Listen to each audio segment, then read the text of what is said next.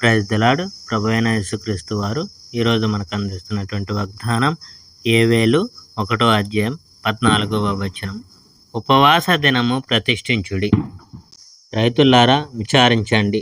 ద్రాక్ష తోట రైతులారా గట్టిగా ఏడవండి. గోధుమ బార్లీ కోసం ఏడవండి. ఎందుకంటే పొలంలోని పంట నష్టమైంది.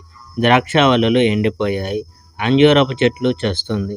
దానిమ్మ చెట్టు, ఖర్జూరపు చెట్టు, యాపిల్ చెట్టు, పొలంలోని చెట్లు అన్నీ ఎండిపోతాయి. ప్రజల్లో సంతోషం చచ్చింది. యాజకులారా, మీ విచార సూచక వస్త్రాలు ధరించి గట్టిగా ఏడవండి. బలిపీఠపు సేవకులారా, నా దేవుని సేవకులారా, మీరు మీ విచార సూచక వస్త్రాలతోనే నిద్రపోతారు. ఎందుకంటే దేవుడి ఆలయంలో ధాన్యార్పణం, పానీయార్పణం ఇక మీదట ఉండవు. మిడతలు భయంకర నాశనం. ఉపవాసం ఉండవలసిన ఒక ప్రత్యేక సమయం ఉంటుందని ప్రజలతో చెప్పు.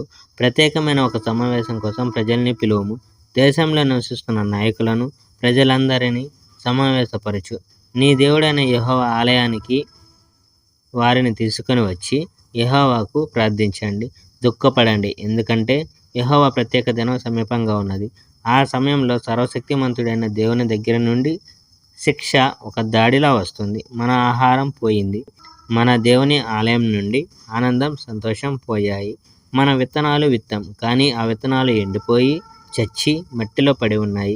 మన మొక్కలు ఎండిపోయి చచ్చిపోయాయి. మన కొట్టాలు ఖాళీ అయిపోయి పడిపోతున్నాయి. జంతువులు ఆకలితో మూలుగుతున్నాయి. పశువులు మందలు గందరగోళంగా తిరుగుతున్నాయి. అవి మేసేందుకు గడ్డి లేదు. గొర్రెలు చస్తున్నాయి. యెహోవా సహాయం కోసం నేను నీకు మొరపెడతాను. పొలంలోని చెట్లన్నిటినీ జ్వాలలు కాల్చివేశాయి.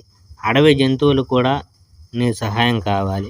కాలువలు ఎండిపోయాయి, నీళ్లు లేవు. మా పచ్చటి పొలాలను అగ్ని ఎడారిలా మార్చివేసింది. Praise the lord. May God bless our India.